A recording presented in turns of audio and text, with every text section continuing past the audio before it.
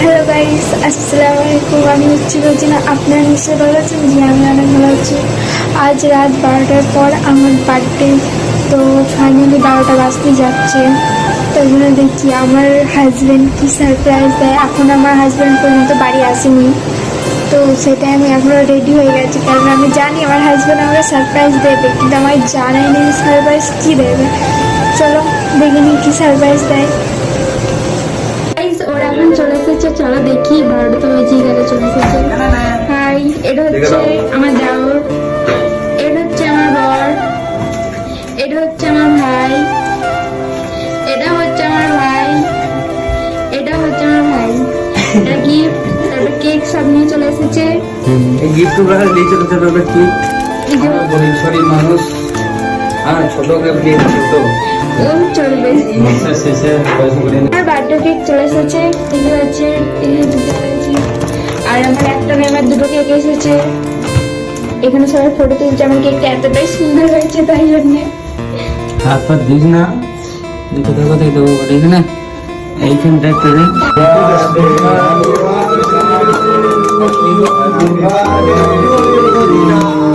Happy birthday to you, Rojina Bali. Thank you. Happy birthday.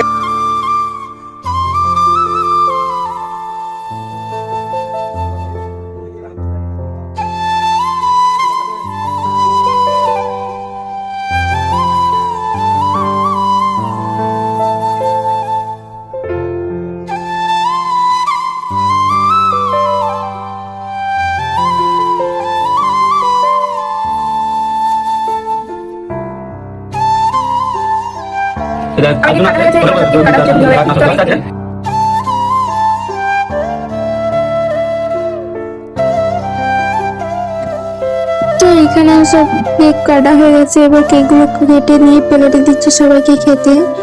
তো আমার দাও কেটে কেটে দিচ্ছিল। তো আমার লাল রেড কালার কেকটার উপরে দিচ্ছি ফ্লেভার্সটা। তো রোজটা আমি দেখলাম কেকের নয়, ওটা রিয়েল রোজ। তো দেখে আমার একটু মজারই লাগলো, কেকের উপরে রিয়েল রোজ বসিয়ে দিয়েছে। তো এই ভাইটা দেখছো খালি একটু এত হাসাচ্ছে। ও আমার ব্লগে ঢুকে গেলে আমাকে সবসময় বলছে আমার ব্লগে নাও, আমাকে ব্লগে নাও। তাই জন্য ওকে বেশি করে একটু নিচ্ছে।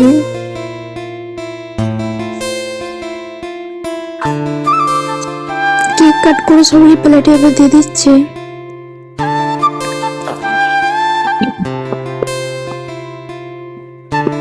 কেক কাট করে সবাই প্লেটে দিয়ে সবাই এবার নিয়ে দেখে